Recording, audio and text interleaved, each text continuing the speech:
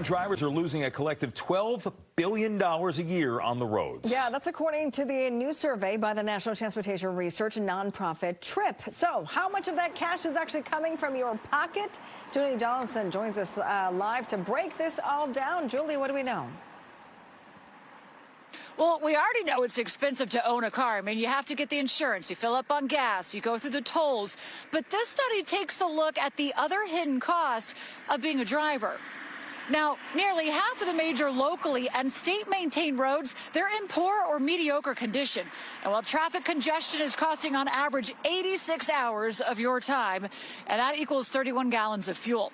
Now, for the average Maryland driver, it equals $3,464 a year. When you're driving on rough roads, which of course is putting a lot more stress on your vehicle, so you need more repairs, and your vehicle doesn't last as long as you would like.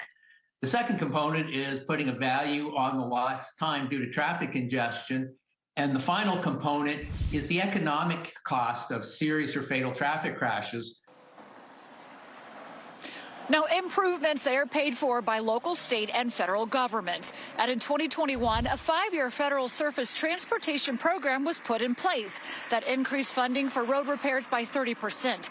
But the inflation rate of highway construction since it was passed is at 46%, limiting its effectiveness. We point out in the report that 29% of major roadways, really the roads people are driving on outside of their suburban roads, have pavements in poor condition. That's a challenge for local and state transportation agencies. And we know that as the system ages, the more routine repairs just don't last as long as they did in the past.